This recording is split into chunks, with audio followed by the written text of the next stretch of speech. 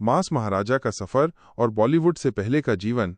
अजय देवगन बॉलीवुड के उन चुनिंदा अभिनेताओं में से हैं जिन्होंने एक्शन से लेकर कॉमेडी और इंटेंस ड्रामा तक हर तरह के जॉनर में अपनी छाप छोड़ी है। आज उन्हें मास महाराजा के नाम से जाना जाता है, लेकिन यह उपाधि उन्हें रातों रात नहीं मिली। इसके पीछे उनकी कड़ी मेहनत, सही फिल्मों का चुनाव और दर्शकों के साथ उनका गहरा जुड़ाव है। बॉलीवुड में आने से पहले क्या करते थे अजय देवगन?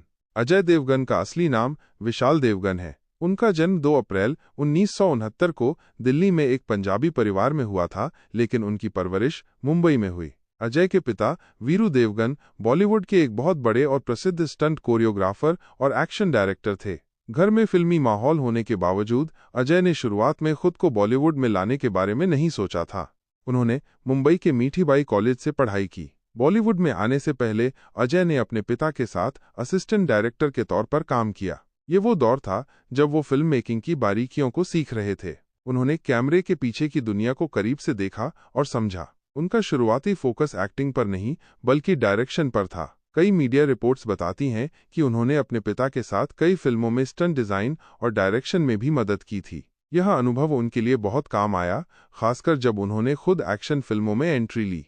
मास महाराजा कैसे बने अजय देवगन?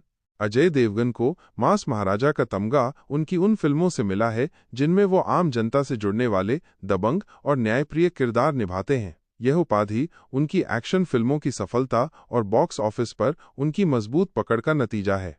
एक फूल और कांटे से धमाकेदार शुरुआत 1991।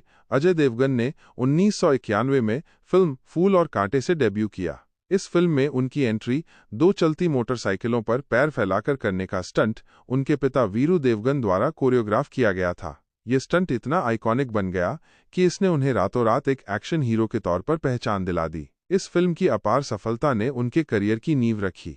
2. एक्शन हीरो की छवि का निर्माण। शुरुआती दौर में अजय ने कई एक्शन फिल्मों में काम किया, जैसे जिगर, दिलवाले, सुहाग, विजयपथ आदि। इन फिल्मों में उन्होंने अपने दमदार एक्शन सीक्वेंस और गंभीर किरदारों से दर्शकों का दिल जीता। उनकी आंखों की इंटेंसिटी और बॉडी लैंग्वेज उन्हें दूसरे एक्शन हीरो से अलग बनाती थी। 3. जॉनर में विविधता और अभिनय की गहराई। सिर्फ एक्शन तक सीमित न रहकर अजय ने अपनी एक्टिंग की रेंज को साबित किया।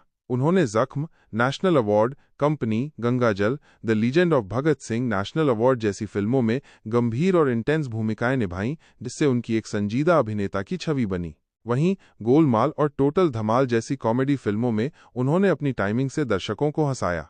4. सिंघम फ्रेंचाइजी से मास महाराजा का उदय।